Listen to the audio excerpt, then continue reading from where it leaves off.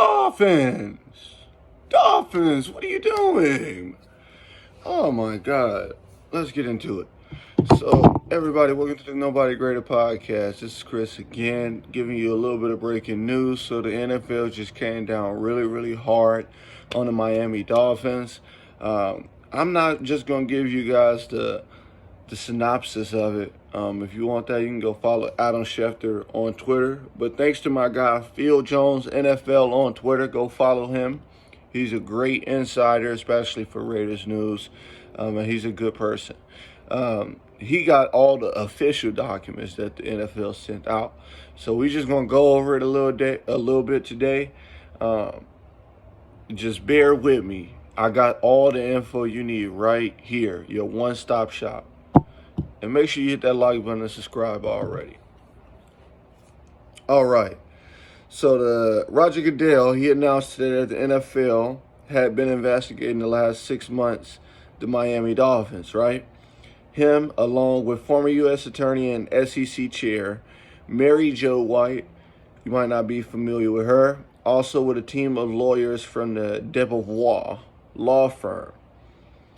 He expressed his deep appreciation to Mrs. White and her colleagues for their comprehensive and objective review of these matters.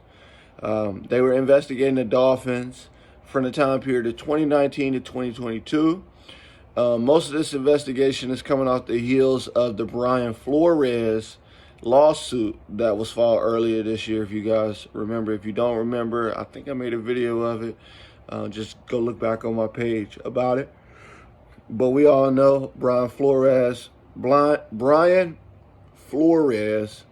he's no longer the head coach of the Dolphins. He didn't get a head coaching position within this next round of NFL head coach searching. And now he is a defensive advisor for the Pittsburgh Steelers.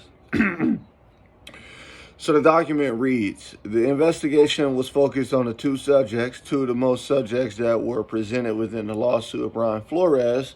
So the first thing was whether the Dolphins violated the league rules prohibiting tampering with a player and coach under contract to other clubs.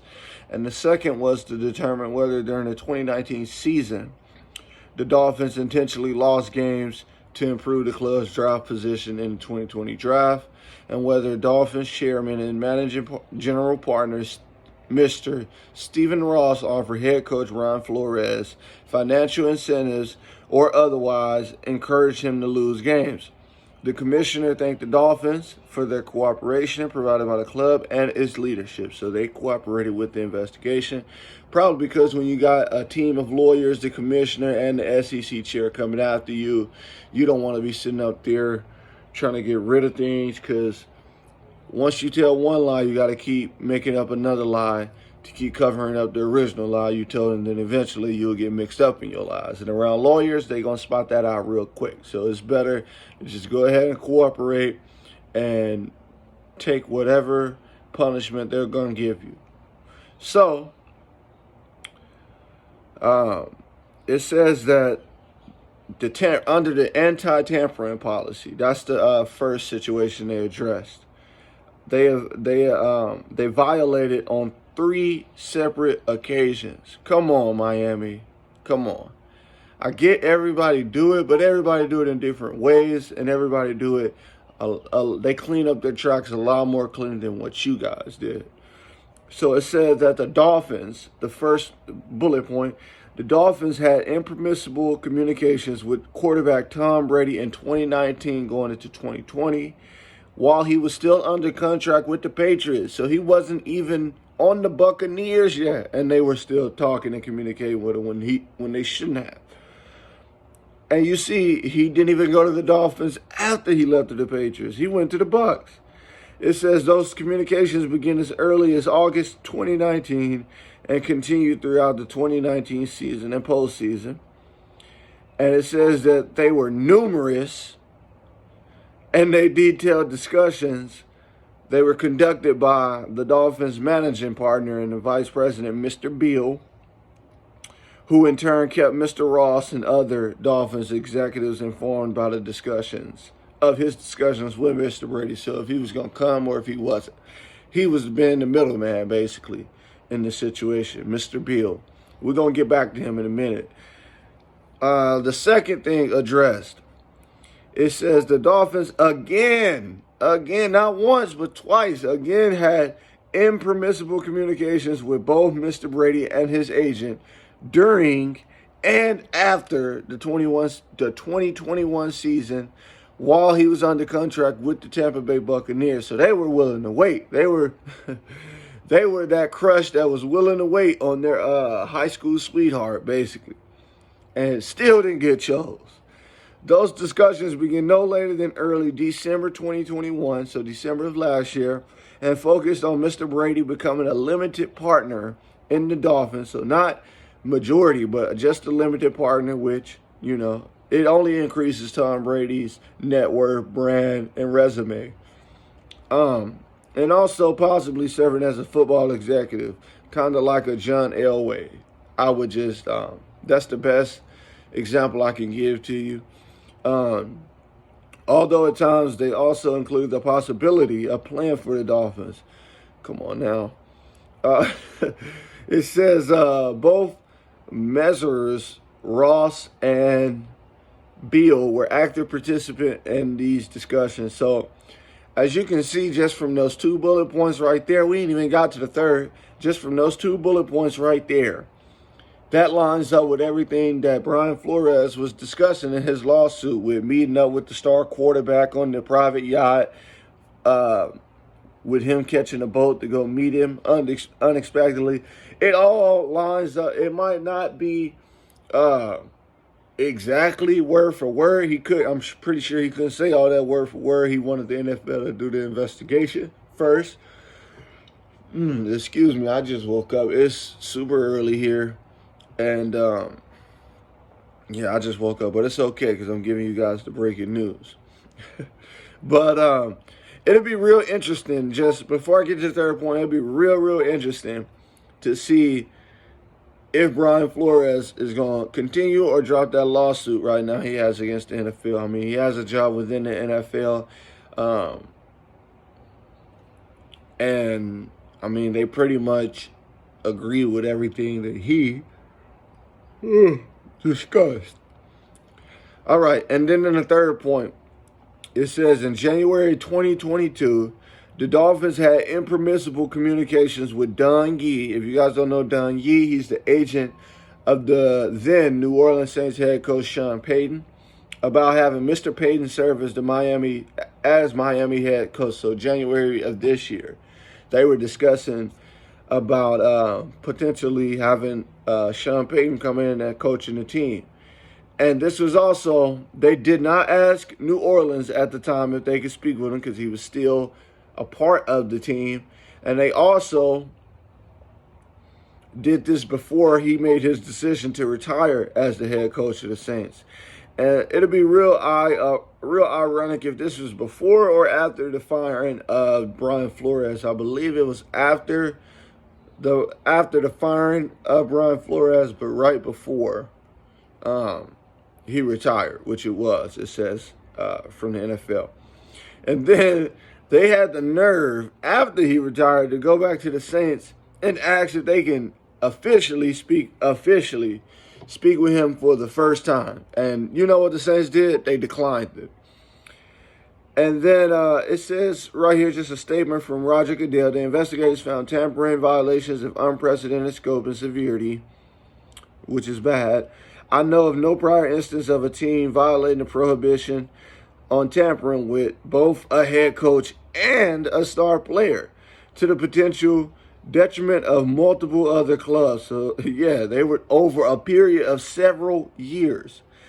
Similarly, I know of no prior instance in which ownership was so directly involved in the violations. Come on, Mr. Ross. You are a billionaire. You should be cleaning up your tracks a lot better than that. You should have your I's dotted and your T's crossed a lot better than what that is. But, hey, when they come for you, they're going to find something. And then the second issue was addressing the tanking to improve draft position.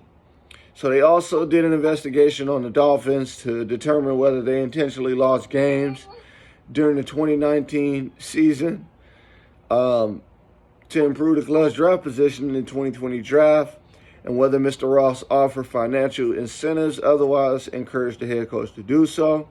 I'm not really going to read all of this because it's a lot. It's a lot involved with that. I'll basically just summarize it for you guys. So they did not intentionally lose games during the 2019 season, nor did anyone in the club, Mr. Ross, including the owner, Mr. Ross, instruct Brian Flores to do so. There was no witnesses that came forward to say that was the case.